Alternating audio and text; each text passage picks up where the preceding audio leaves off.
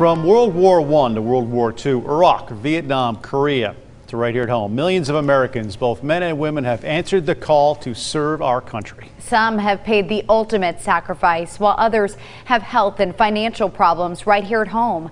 On this Veterans Day, we're honoring all of those who have served. Thank you so much for joining us on this special KRK4 News broadcast, Veterans Voices. And for the next 30 minutes, we will be sharing with you the voices and stories of the brave men and women who put their life on the line. And our first story tonight comes right from here in Arkansas. That's right, Keith. Oftentimes when service members return home from war, they return to life that is suddenly foreign to them. They have a difficult time adjusting and trying to relearn their life that they left behind. Many suffer from PTSD. Michael Springer is one of them. His survivor's guilt nearly led him to take his own life. 16 years later, he's putting pen to paper, finding closure and the faith he needed to not only forgive himself, but help others. Dear Kenny, it's taken me a long time to write this letter and a long time to address what has happened. My dad, a retired Master Sergeant of the U.S. Army, told me before I went to combat, he said, "Son, you're going to go to combat and come back and think everyone has changed, but in reality, it'll be you that has changed." Looking back now, I came to realize I wouldn't fully understand this until I returned. I was assigned to the turret gunner position. I remember I was so upset I wanted to be a dismount where the action was. Then you were assigned to our squad, at which time you decided you would take the turret gunner position. That decision is something I struggle with every day. On April 25th, 2004 was a day that would change my view of this world and alter my way of thinking forever. Our personal security team was hit with an IED. It was the biggest explosion I had ever seen. You were killed instantly. You were only 31 years old. It was by far the worst day of my life. Upon my return, I found myself in an awkward, dark place. I felt completely out of place with no direction and no purpose with my life. As crazy as it may seem, I just wanted to go back to combat. That was where everything made sense. I felt all alone and left with my thoughts. I have a huge amount of survivor's guilt. I can remember saying to myself that that was supposed to be me. I remember asking God, why? Why did you spare my life and take his? You were a great soldier and a great family man. So instead of looking to God for answers, I turned to drugs. And for the next 13 years, instead of fighting this problem, I managed to fully separate myself from God and became fully numb to any and all feelings. For the longest time, I refused to open up and address my issues. The VA said I had PTSD, but I had absolutely refused to believe it. My pride told me that I was an infantryman. I knew going into this what my job would entail. So I would go back and forth with drugs for several more years. At this time, I was homeless. I had pushed away anyone who cared for me. I lost my family, friends, and all my self-respect. I really didn't want to live anymore. I started talking with God and getting right with him. I can remember telling God that I cannot do this on my own. And for the first time, I started asking for help. I was so ashamed of myself. The thought of you taking the turret gunner position and paying the ultimate sacrifice when I felt it should have been me. Then to come home and waste my life in drugs, I was not doing you any justice. On July 20th, 2018 was the last day I did meth. I didn't know what God had in store for me, but I did know with every fiber of my being, I didn't want to go back to that life. On December 10th, 2019, I went back to the VA in the PTSD program, and this time I broke down and got real with myself and laid it all out there. Then so began the rebuilding process. Kenny, I want to tell you today that I love you, that you are a hero and a true warrior. I want to thank you for your service to our great country. Today, I can look at myself in the mirror and not be ashamed of the person I see. I'm living a life that you would be proud of. I now have the awesome privilege to be joined with the We Are the 22, a nonprofit dedicated to combating veteran suicide. Being a member of the We Are the 22 gives me the opportunity to help and give back. I only hope to be the person I needed to be when I was at my worst. Today, I'm happily married and a productive member of society. There's not a day that goes by I don't think about that day on April 25th, 2004. We all miss you and love you. Bravo Bulldogs for life. With much love and respect, Michael Dane Springer. Veterans Voices. And when I was talking to Michael Springer, I said, you know what? Why don't you speak and share this story and use your own voice? And he texted me tonight, Bob and Keith, and said that was closure that I needed to finally write that letter to Kenny, living with that survivor's guilt. Incredible. And you think of just the the bravery and the intestinal fortitude that combat takes. Yeah. And it's a lot for servicemen coming back from combat to take that step. Yeah. You know, and then when they do, they find they can finally break through. It's incredible. And I was looking up facts too. The U.S. Department of Veterans Affairs says anywhere from 11 to 20 out of every 100 veterans experience PTSD, and a lot of times it goes undiagnosed. Absolutely, and it's one of those things. There are so many outlets out there. If you feel that you're on that edge, you can reach out to the VA, and they certainly will get you help. Yeah. And another local story about airmen that weren't even from here. On March 12, 1943, a B-17 flew from Salina, Kansas on the way to West Palm Beach, Florida, en route to the war in Europe. Unfortunately, they developed engine trouble over Arkansas. The airmen, 9 of them aboard, struggled over Grant County, initially trying to get toward Adams Field in Little Rock, but then figuring they weren't going to make that, they circled Grant County, including Sheridan. Unfortunately, they lost their struggle in the plane crash that occurred 6 miles north of the city of Sheridan. A memorial was placed there in 1944 and remained largely undiscovered until 1984, when Jerry Jackson, an Eagle Scout, and his dad found it. They started the process to reclaim the monument. In 2010, it got a big boost. 2015, a proper B-17 Memorial Park opened just north of Sheridan. And it started spinning, flipping wing over wing. One wing was missing, and it broke apart. The tail section landed about 50 yards up the road here with the machine guns pointed up the hill. This is to honor them, the ones that didn't come back, the ones that lost their life right here. So that's why I come down here and do what I do, to try to help keep this place up.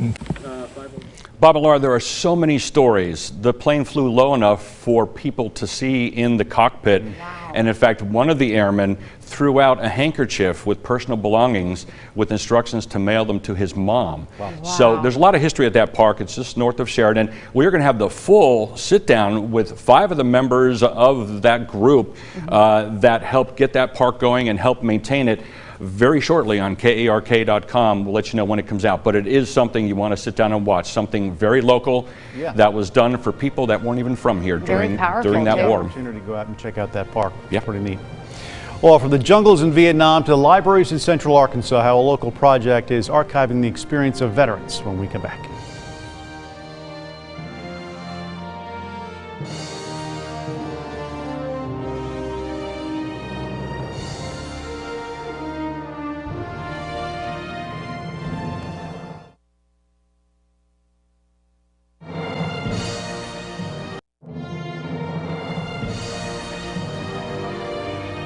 Vietnam was not a world war, but it was a war the world watched. For many in Arkansas working on family farms, graduating from high school, or starting their own families, it was a world away until they volunteered for service or a draft card hit the mailbox, making Vietnam part of their world forever.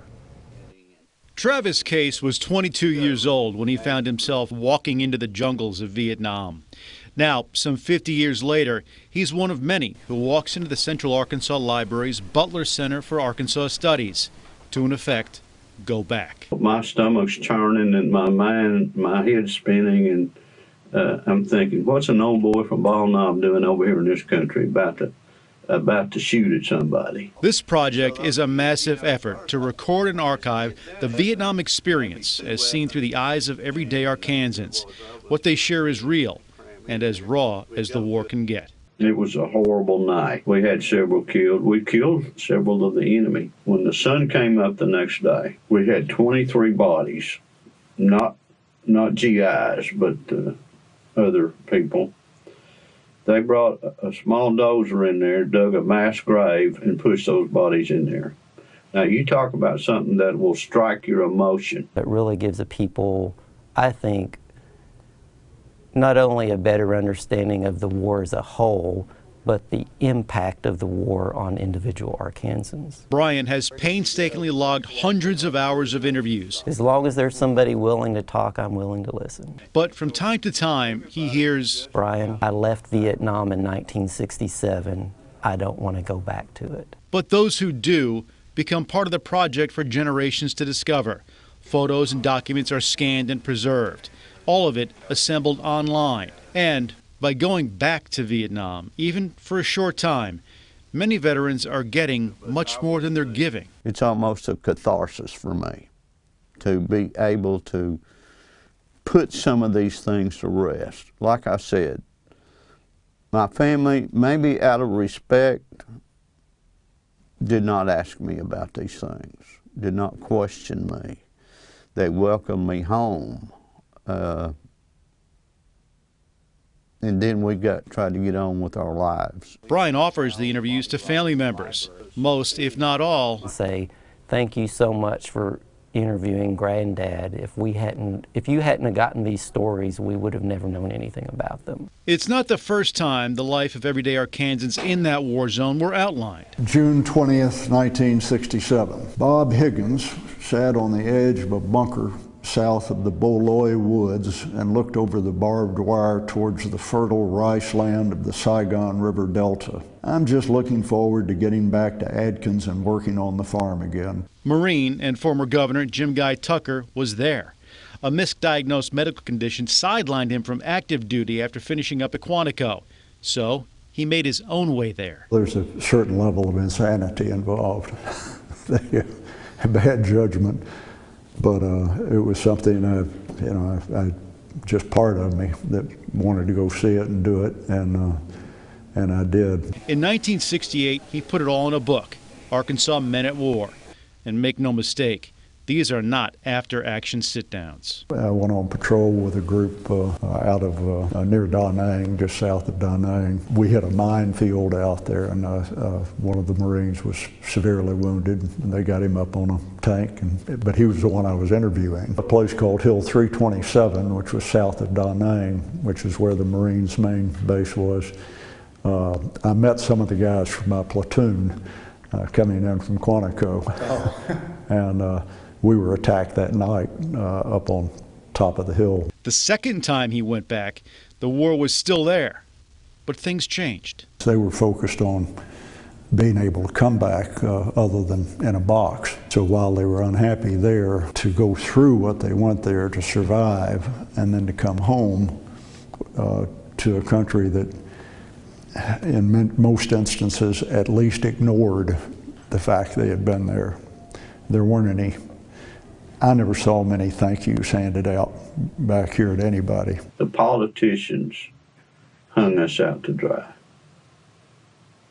And around 52,000 men and women whose names are on those walls in Washington, D.C., I think they would agree with me. While you can't put a value on any life lost in Vietnam, the value of being there, it seems, is priceless too. I'm delighted that I had the opportunity to do this. I saw a lot of terrible things, but sometimes that helps shape your mind for other things that come along. Here's the deal. I would not take $1 million for that experience, but I wouldn't give you a nickel to do it again. But I'm very proud of it. Every war hero has a story, but some stories take decades to write. Coming up, how a lost book helped tell the incredible story of a Purple Heart winner from Wisconsin.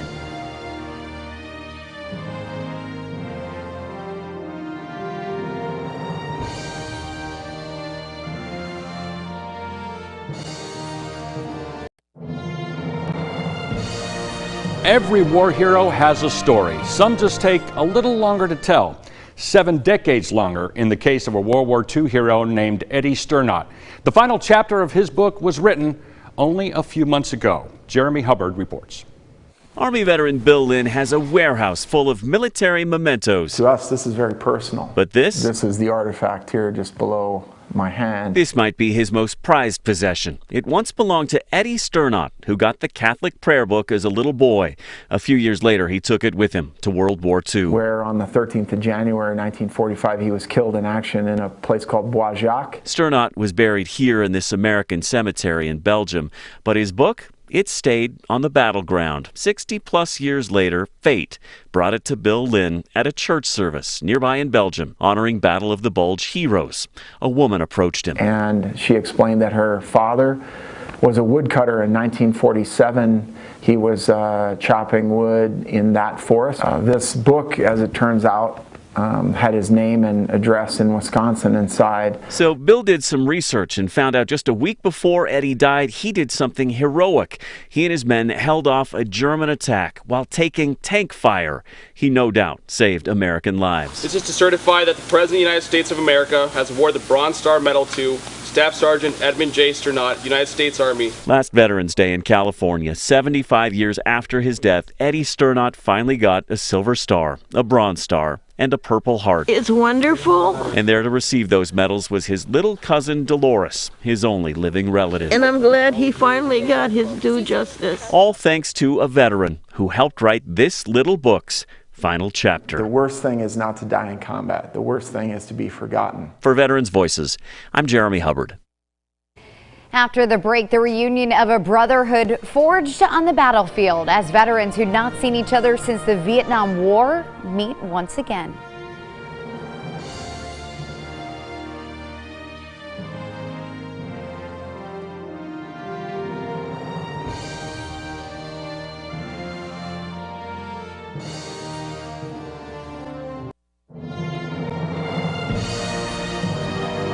Some good news tonight, a reunion between one veteran, his fellow servicemen whose life he saved, and their platoon leader. That's right. The last time they saw each other was in Vietnam. Natalie Spala sat down with all three men to bring us a closer look at their lasting brotherhood. Really was an emotional event. We hadn't seen each other in 50 years. It was like yesterday we saw each other. It's just that close. I mean, they're kind of like family. Picking up where they left off back in 1970, this time under very different circumstances. My body being shot was just froze, and I just gradually just went down. I took a bullet through my voice box and out my back. Struggling to breathe in a moment where everything changed for Sergeant William French. A moment where Private Joseph Doc Safina sprung into action to save his life. I had my ballpoint pen, so I tried to, put together something, so you could breathe, and lo and behold, it worked. Private Safina and Lieutenant Lupresti assisted Sergeant French to the helicopter. At one point, Will took off his wedding ring and gave it to me, or tried to give it to me, and said, "Give this to my wife." And I said no. I put it back in his hand, and I said, You'll take care of that when you get home. That was the last time I saw Will until yesterday. For decades, the trio didn't know where the other two had ended up, or if Sergeant French had even made it out of there alive. It wasn't until recently the three were linked up virtually and then finally were able to meet in person Sunday night. It was awesome. It was awesome. It's everything I wanted and more. I just wanted to be able to thank him. And so did the United States Armed Forces. Silver Star is the third highest award for valor. I put Joe in because he moved up and he stayed calm and in spite of all the other bullets that are flying around, and he's just doing his job. You could take up to 1,000 Silver Stars. I'm glad that man is alive. Incredible story, without a doubt. What a reunion. We're back to wrap up this Veterans Voices special in 90 seconds.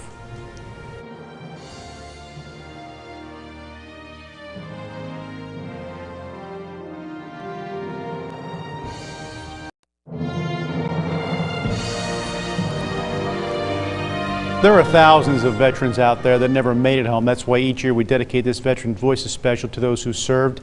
Any day, not just Veterans Day, but sure to thank a vet if you get the opportunity to see one, and also an opportunity to share these stories with the younger generation as well. That's right. So many stories from so many people that did so much to help keep our country free. And we want to thank you, Keith, a veteran as well. Thank you. Thank you. Thank you so much for joining us this evening for this special Veterans Voices. Have a good night.